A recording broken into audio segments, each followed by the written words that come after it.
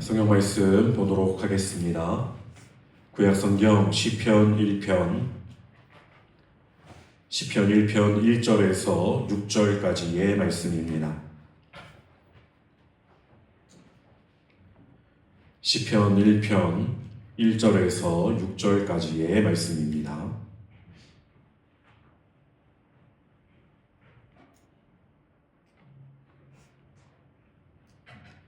다 찾으셨으면 한 절씩 교독하시고 마지막 절 함께 읽도록 하겠습니다. 복 있는 사람은 악인들의 꾀를 따르지 아니하며 죄인들의 길에 서지 아니하며 오만한 자들의 자리에 앉지 아니하고 오직 여호와의 율법을 즐거워하여 그의 율법을 주야로 묵상하는도다. 그는 시냇가에 심은 나무가 철을 따라 열매를 맺으며 그 잎사귀가 마르지 아니함 같으니 그가 하는 모든 일이 다 형통하리로다. 악인들은 그렇지 아니하며 오직 바람이 나는 저와 같도다. 그러므로 악인들은 심판을 견디지 못하며 죄인들이 의인들의 모임에 들지 못하리로다. 무릇 의인들의 길은 여호와께서 인정하시나 악인들의 길은 망하리로다. 아멘. 시간 함께 모여 예배하는 저와 여러분 가운데 하나님의 살아있는 말씀이 새 힘을 주시고 우리의 영혼을 생명의 길로 인도하시는 은혜가 가득하게 되기를 주님의 이름으로 간절히 축원드립니다. 우리 옆에 계신 분들과 앞뒤에 계신 분들 함께 이렇게 인사하면 좋겠습니다. 말씀을 즐거워하는 복된 사람이 되시길 바랍니다. 말씀을 즐거워하는 복된 사람이 되시길 바랍니다. 아멘. 또 다시 한번 인사 나누겠습니다. 생명의 말씀 속에 깊이 뿌리 내리시길 바랍니다. 생명의 말씀 속에 깊이 뿌리 내리시길 바랍니다. 아멘. 이처럼 예배하는 이 시간 말씀을 사모하는 심령 위에 시냇가에 심긴 나무처럼 생명의 은혜가 흐르는 복된 시간이 되기를 간절히 소망합니다. 오늘은 복 있는 사람, 말씀을 즐거워하는 자라는 제목으로 함께 말씀을 나누고자 합니다. 우리는 지난 주일 누가복음 24장에서 엠마오로 가던 두 제자의 이야기를 함께 나누었습니다. 길을 걸으며 그들이 주고받는 대화 속에서도 그들은 곁으로 다가오신 부활하신 예수님을 알아보지 못했습니다. 실망과 슬픔에 사로잡혀 있었던 그들의 눈이 여전히 가리어져 있었기 때문이었습니다. 그러나 예수님께서는 그들에게 다가오셔서 포기하지 않으시고 모세와 모든 선지자의 글로부터 시작하여 성경 전체에 기록된 당신에 관한 모든 말씀을 자세하게 풀어주셨습니다. 그렇게 말씀이 풀어질 때 비로소 그 두 제자의 눈이 열리게 되고 그들의 마음이 뜨겁게 타오르기 시작했습니다. 말씀 속에서 주님을 만나는 그 은혜, 이것이 부활 이후의 삶의 출발점임을 우리는 확인하였습니다. 그리고 오늘 우리들은 그렇게 말씀 속에서 주님을 만나 부활하신 예수님과 함께 걸어가고 있는 그 길을 이어가는 자들입니다. 말씀 안에서 주님을 만난 자들은 이제 그 말씀을 사랑하고 그 말씀을 즐거워하며 그 말씀을 따라 살아가는 삶으로 나아가야 하는 것입니다. 부활의 은혜를 경험한 삶은 결코 머물러 있지 않습니다. 그 삶은 새 생명의 길로 나아가게 하고 그 길을 여는 열쇠는 바로 말씀을 사랑하는 삶인 것입니다. 오늘 본문인 시편 1편 말씀은 바로 이렇게 말씀을 사랑하는 삶의 모습에 대한 분명한 답을 보여주고 있습니다. 주의 말씀을 사랑하고 그 말씀을 즐거워하는 자, 바로 그 사람이 복 있는 사람이라는 것입니다. 그리고 이 복은 단순히 내가 더 좋은 삶의 방식을 선택하는 것만이 아니라 바로 생명과 멸망을 가르는 길임을 선포하고 있습니다. 본문 1절을 말씀해 보면 복 있는 사람의 모습을 부정적인 것들을 거부하는 것으로 시작하고 있습니다. 복 있는 사람은 악인들의 꾀를 따르지 아니하며 죄인들의 길에 서지 아니하며 오만한 자들의 자리에 앉지 아니하고. 여기서 강조되고 있는 것은 점진적인 타락의 과정입니다. 점점 더 타락의 과정으로 나아가는 모습이 어떤 것인지를 알려주고 있다는 것입니다. 첫째는 악인들의 꾀를 따르는 것입니다. 악인은 하나님의 뜻을 거스르는 자들을 의미합니다. 그들의 꾀는 세상 가운데서는 꽤 매력적으로 보여지지만 그 안에는 하나님의 기준을 무너뜨리는 속임이 숨어 있습니다. 그 꾀를 처음에는 단순히 따르는 것으로 시작하게 됩니다. 별일 아니라고 생각하며 슬쩍 발을 담그게 되는 것입니다. 그런데 한번 그렇게 악의 논리에 내 마음을 내어주게 되면 그 다음 두 번째는 우리는 죄인들의 길에 서게 된다는 것입니다. 서 있다라고 하는 것은 단순한 호기심이 아니라 이미 거기 머물러 있음을 의미합니다. 악의 방식이 하나님의 방식보다 더 자연스러워지고 죄의 길을 나의 길처럼 느껴지게 된다는 것입니다. 결국 그렇게 악인들의 꾀를 따라서 죄인들의 길에 들어서게 된 사람은 마지막 세 번째로 교만, 곧 오만함에 이르게 되는 것입니다. 이제는 죄를 부끄러워하지 않고 오히려 죄를 정당화하며 스스로를 높입니다. 그렇게 오만함을 나타내는 자들과 함께 자리에 앉아 죄악을 내 일상의 일부로 받아들이며 살아가게 되는 것입니다. 그렇기 때문에 복 있는 사람이란 이 죄의 유혹의 흐름을 처음부터 거부하는 사람인 것입니다. 왜 그렇겠습니까? 부활하신 주님을 경험한 사람은 더 이상 세상의 꾀와 유혹이 매력적으로 느껴지지 않게 되기 때문입니다. 그 마음은 이미 더 깊고 더 영원한 생명의 향기를 맡았기 때문입니다.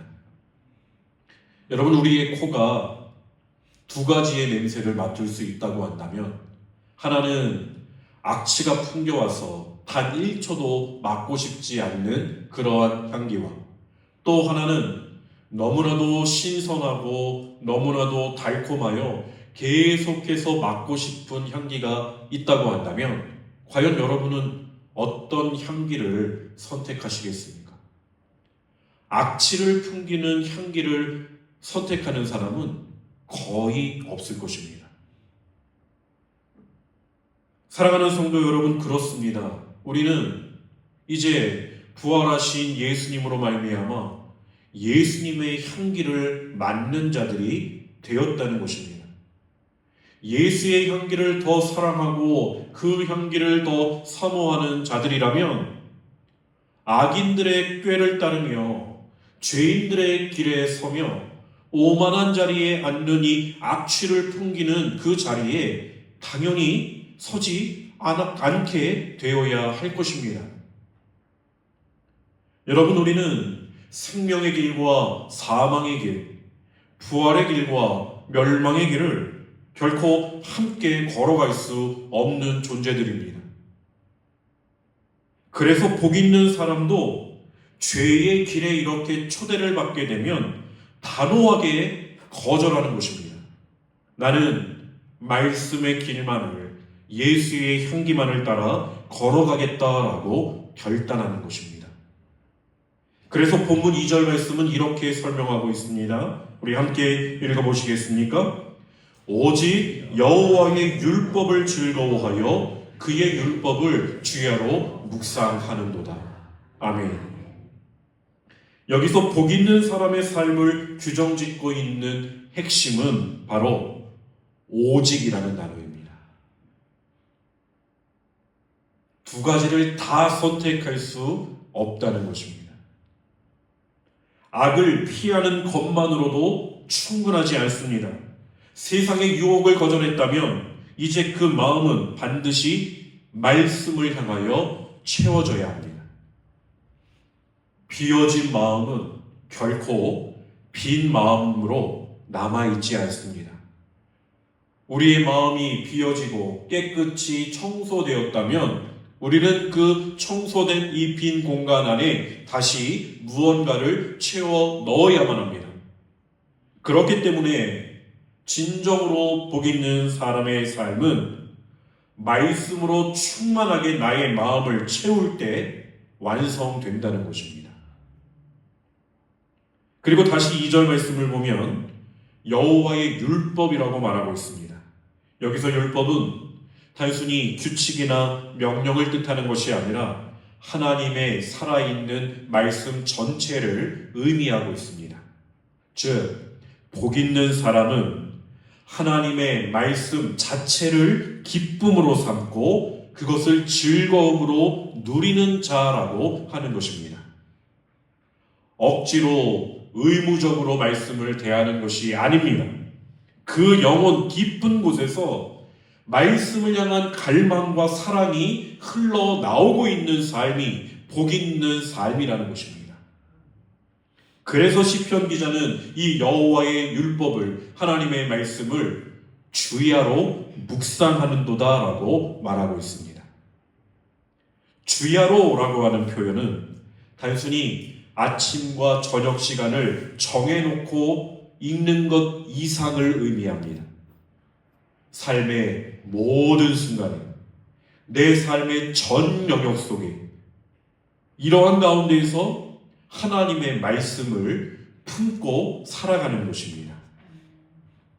우리가 하루를 시작할 때에도, 길을 걸어갈 때에도, 일터에서, 가정에서, 사람을 내가 만나고 내가 어떤 인생의 문제들을 고민하고 있을 때에도, 그리고 그 고민을 이제 내가 결정해야 할 때에도 말씀이 내 마음에 살아 움직이고 있는 것이 주야로 여호와의 율법을 묵상하는 모습이라고 하는 것입니다. 그리고 또한 히브리어 말씀으로 이 묵상하다라고 하는 단어의 뜻은 소리내어 읊조리다라는 뜻을 가지고 있습니다.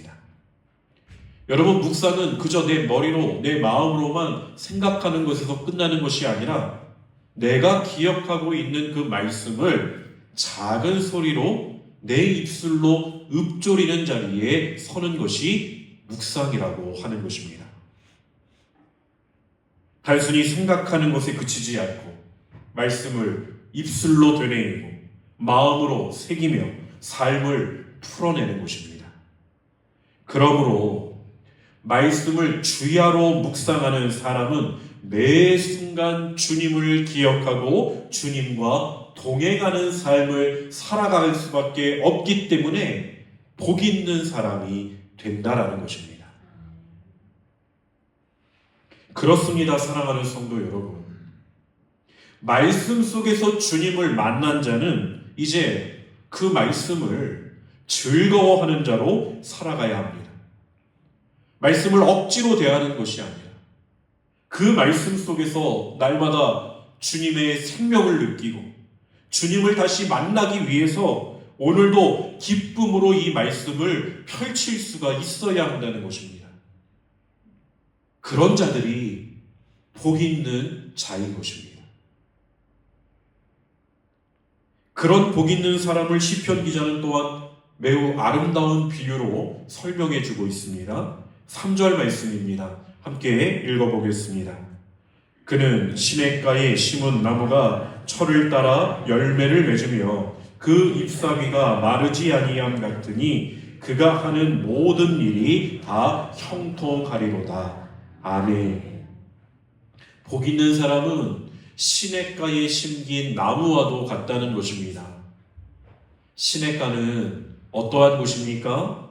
항상 풍성한 물이 흐르고 마르지 않는 생명의 근원이 있는 곳입니다. 거기에 심긴 나무는 철을 따라 아름다운 열매들을 맺습니다. 가뭄이 찾아와도 시냇가에 뿌리를 깊이 뿌리내린 나무는 메마르지가 않는다는 것입니다. 마찬가지로 계절이 바뀌어도 세상이 변하여도 하나님의 말씀에 뿌리 내린 사람은 생명의 열매를 맺게 되는 것입니다. 삶의 상황이 어렵고 고통스러워도 마음의 시냇가에서 흘러나오고 있는 하나님의 은혜로 인해 그 사람은 마르지 않게 되고 시들지 않게 되고 철마다 아름다운 열매를 맺게 됩니다. 그리고 또한 그가 하는 모든 일이 다 형통하리로다라고 하였습니다. 여기서 형통이란 세속적인 성공이나 물질적인 번영을 의미하는 것이 아닙니다. 하나님의 뜻 안에서 삶이 열매 맺게 되고 의미 있고 하나님의 영광을 드러내는 삶을 뜻하는 것입니다. 우리가 창세기 말씀에 보면 요셉이라고 하는 인물이 있습니다. 이 요셉이라는 인물이 형제들로부터 미움을 받아 애굽으로 팔려가게 되고 그 팔려간 군대 장관 보디발의 집에서 종으로 살아가면서 또 그 보디발의 아내의 유혹으로 말미암아 감옥에 갇히게 되면서 그 감옥에서 왕의 술 맡은 관원장의 꿈을 해석해 주므로 그가 다시 관직에 복귀하면 나를 기억해 달라라고 하였지만 그 사실이 까맣게 잊어진 채로 계속해서 감옥 안에서 살아가고 있는 그 삶을 통해서 반복적으로 성경이 말하고 있는 내용이 있었습니다. 그것이 무엇인 줄 아십니까? 하나님께서 요셉과 함께 하심으로 그가 형통하게 되었더라라고 하는 말씀이었습니다. 우리의 눈으로 보면, 겉으로 보면 종이 된 자가, 감옥에 갇혀 있는 자가 무슨 형통의 삶을 살아가고 있는 것이겠습니까? 그러므로 오늘 말씀 속에 나타난 이 형통이라는 말도 무언가 세상에서 내가 잘 되거나 물질적인 번영을 누리게 된다라고 하는 것이 아니라는 것입니다.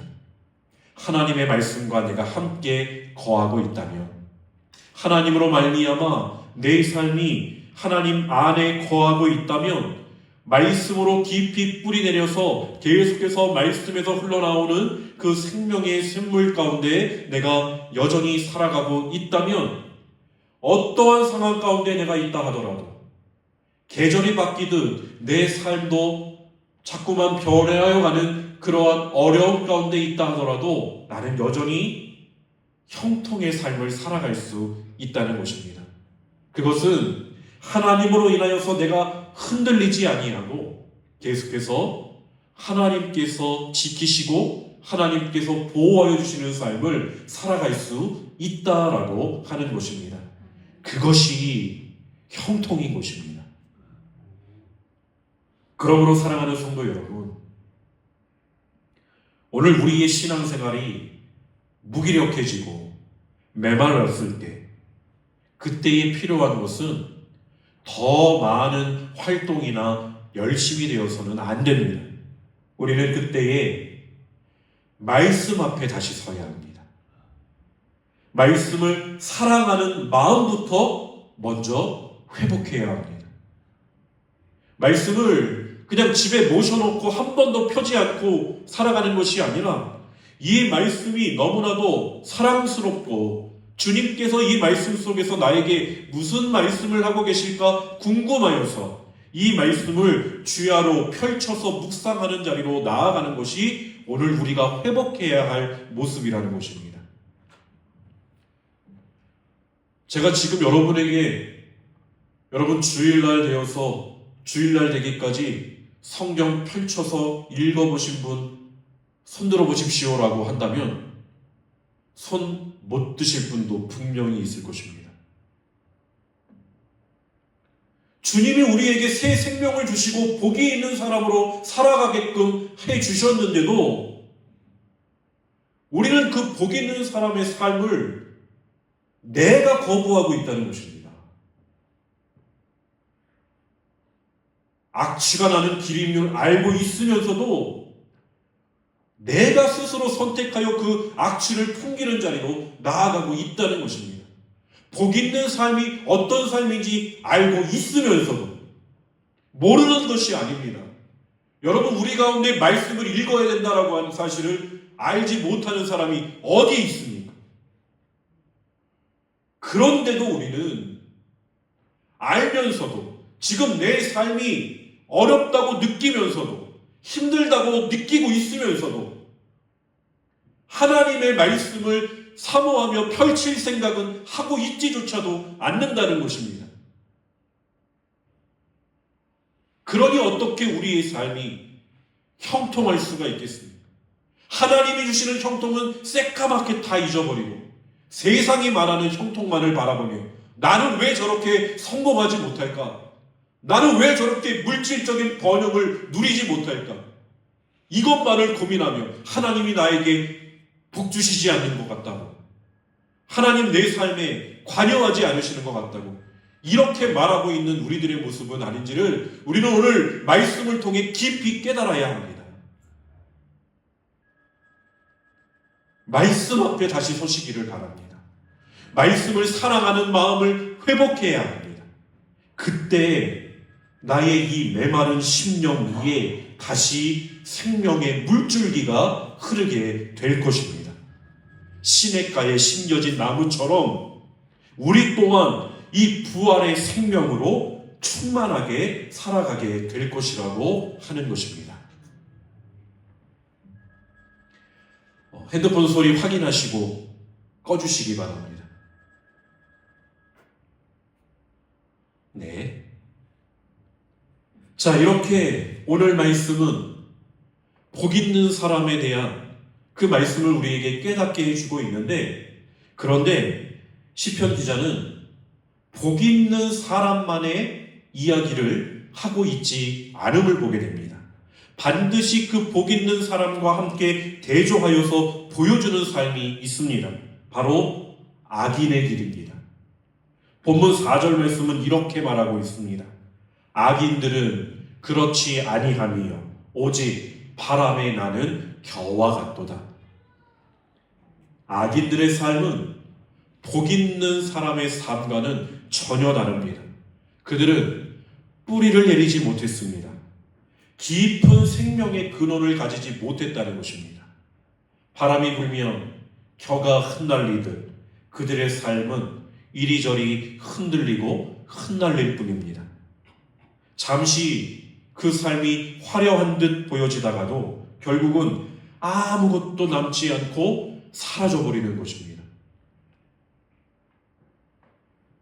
말씀을 사모하지 않는 삶은 결국 이렇게 헛되고 무너질 수밖에 없습니다.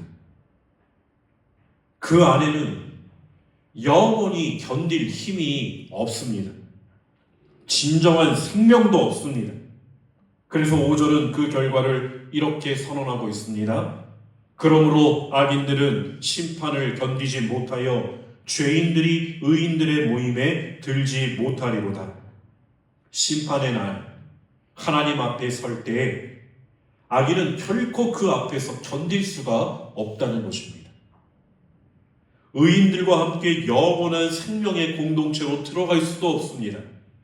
지금 이 땅에서 아무리 높이 올라가고 아무리 많은 것을 손에 쥐고 있다 하더라도 말씀이 없는 인생은 결국 하나님의 심판을 피할 수가 없다는 것입니다. 이번 주에 새벽 기도 시간에도 우리가 함께 나누었지만 사람들은 함께 모여서 하늘 높이 자신들의 이름을 내고 자신들의 탑을 쌓기 위하여 바벨탑을 쌓아가고 있었습니다. 하늘 높이 쌓고자 하였으니 그 높이가 얼마나 대단했겠습니까? 근데 말씀을 보면 그렇게 높이 쌓은 그 탑을 하나님께서는 보시기 위해서 아래로 내려오셨다고 하였습니다. 인간이 아무리 높이 쌓은 탑이라 할지라도 하나님 입장에서는 내려오셔야만 볼 수 있는 낮은 자리에 있다라고 하는 것입니다. 그러니 우리는 겸손할 수밖에 없는 것입니다. 그래서 마지막 오늘 6절 말씀에서 시편 기자는 오늘 말씀의 전체를 이렇게 요약해 주고 있습니다. 우리 함께 읽어보겠습니다. 무릇 의인들의 길은 여호와께서 인정하시나 악인들의 길은 망하리로다. 아멘. 복 있는 사람, 말씀을 사랑하는 자의 길은 여호와께서 아시고 지키십니다. 그들의 길은 하나님께서 눈동자같이 보호하시고 친히 인도하실 것입니다. 그러나 악인의 길은 반드시 망할 것입니다. 그들은 영광이 아니라 멸망으로 끝나게 될 것입니다. 그러니 사랑하는 성도 여러분, 부활 이후의 삶은 말씀을 통해 주님을 만나는 삶이 되어야 하는 것입니다. 십자가에서 예수님께서 우리의 죄를 다 짊어지시고 죽으심으로 우리의 죄가 다 사해졌고, 그리고 3일 만에 그 자리에서, 죽음의 자리에서 부활하셔서 다시금 우리에게 새 생명을 허락하심으로 이제 우리가 주님이 주시는 생명으로 살아가게 되었다라고 고백하고 있다면, 이제 우리는 그 부활을 말미암은 삶을 말씀을 통하여 계속 주님을 만나는 삶으로 살아내야 한다는 것입니다. 그리고 주님을 만나는 사람은 말씀을 사랑하고 말씀을 즐거워하고 말씀을 따라가는 삶으로 당연히 나아갈 수밖에 없는 것입니다. 그러니 사랑하는 성도 여러분, 오늘 여러분의 모습을 다시 한번 돌아보시기를 간절히 소망합니다. 주님을 만났다고 여러분 지금 고백하고 계시다면, 내 삶을 주님이 구원해 주셨다라고 고백하고 있다면, 지금 과연 나는 말씀을 사랑하고 말씀을 즐거워하며 말씀을 따라가는 삶으로 나아가고 있는지를 반드시 돌아볼 수 있기를 소망합니다. 그래서 말씀을 즐거워하는 자들이 되시기를 바랍니다. 말씀을 더욱더 가까이 하는 자들이 되시기를 바랍니다. 그리고 말씀을 주야로 묵상하는 자들이 되시기를 간절히 소망합니다. 그러할 때 우리는 부활의 주님과 함께 영원한 생명의 길을 걷게 되는 것입니다. 조지 뮬러라고 하는 이름을 들어보신 분도 계실 것입니다. 그는 19세기 영국에서 수많은 고아들을 돌본 고아의 아버지로 불리는 사람입니다. 우리에게는 5만 번 기도의 응답을 받은 그러한 훌륭한 사람으로도 잘 알려져 있습니다. 그런데 이 조지 뮬러가 특별했던 것은 그가 인생의 모든 필요를, 이 수많은 고아들을 돌보는데 필요한 모든 것들을 오직 기도와 말씀에 의지하여 공급받았다라고 하는 것입니다. 어떠한 필요가 생기는 그는 먼저 말씀 앞에 나아가 하나님을 바라보았습니다. 매일 아침 일찍 일어나 말씀을 읽고 묵상하고 기도하는 삶을 그는 평생 쉬지 않았습니다. 어느 날 한 기자가 그에게 와서 묻습니다. 뮬러 목사님, 당신은 어떻게 이러한 엄청난 일을 감당할 수 있었습니까? 그러자 뮬러는 이렇게 대답합니다. 내 사역의 힘은 성경에서 비롯된 것입니다. 나의 영적 생활의 활력은 날마다 성경을 읽느냐 안 읽느냐 하는 문제와 정비례합니다. 나는 이것을 66년의 삶의 체험을 통해 담대히 말할 수 있습니다. 처음 신앙생활을 시작한 3년 동안은 성경의 소중함을 미처 깨닫지 못했습니다.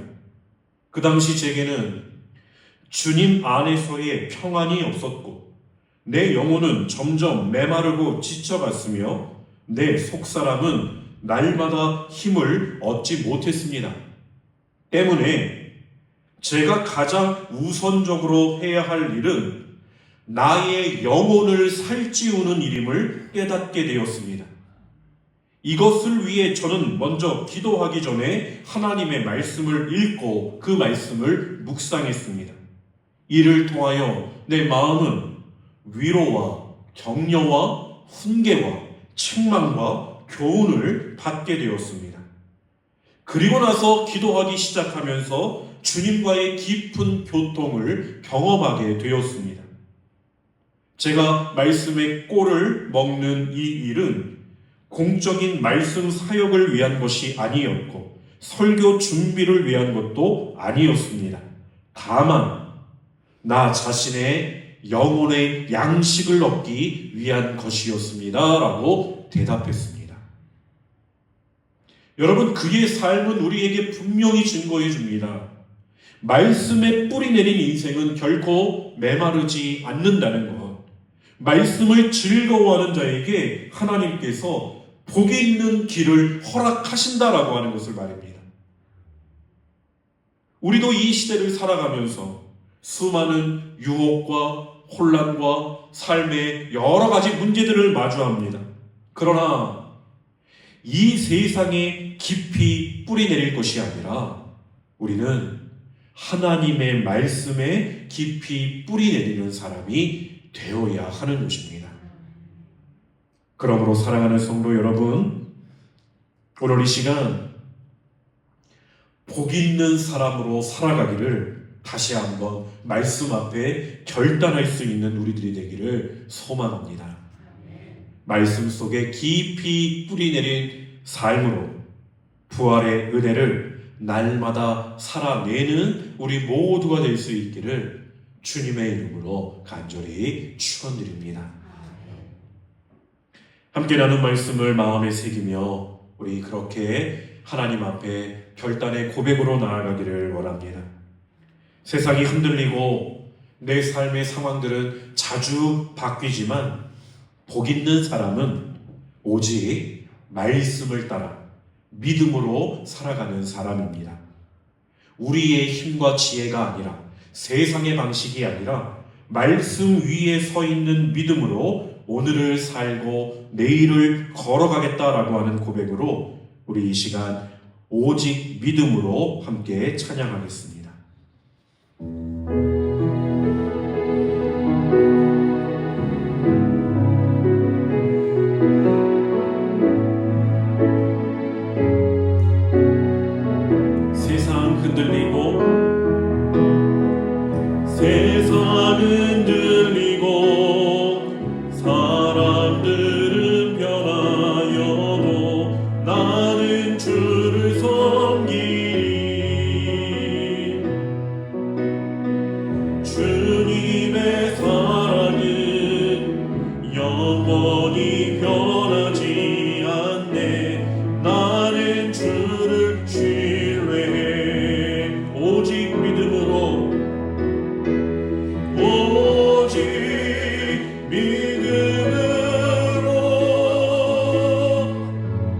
믿음으로 내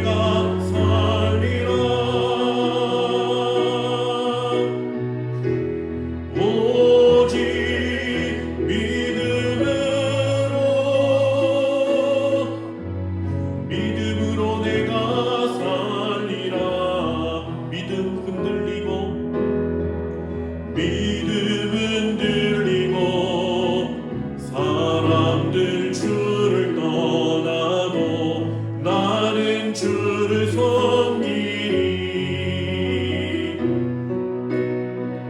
주님의 나라는 영원히 쇠하지 않네. 나는 주를 신뢰해. 오직 믿음으로 내가 살리라. 오직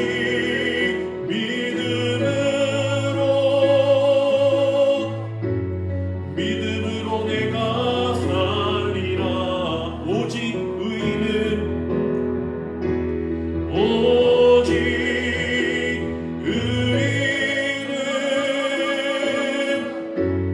믿음으로 말미암아 살리라. 오직 의인은 믿음으로 말미암아 살리라. 오직 믿음으로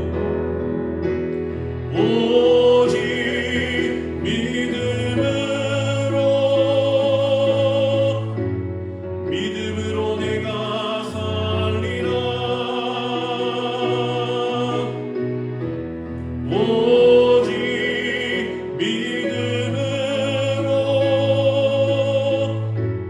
믿음으로 내가 살리라. 하나님, 오늘 우리에게 들려주신 말씀을 마음에 깊이 새길 수 있기를 소망합니다. 우리의 삶이 주님의 말씀을 향해 열려지게 하시고 주야로 묵상할 수 있는 복 있는 사람으로 살아가게 하여 주시옵소서. 세상이 흔들려도 주님의 말씀은 변하지 않을 것임을 믿으며 그 말씀 위에 나의 믿음을 세워나가게 하여 주옵소서. 우리의 가정과 우리의 교회가 말씀을 사모하는 공동체가 되게 하여 주시고 말씀 속에서 주님을 만나며 동행하는 은혜를 모두 경험할 수 있도록 인도하여 주시옵소서. 감사드리오며 우리 주 예수 그리스도의 이름으로 간절히 기도드립니다. 아멘.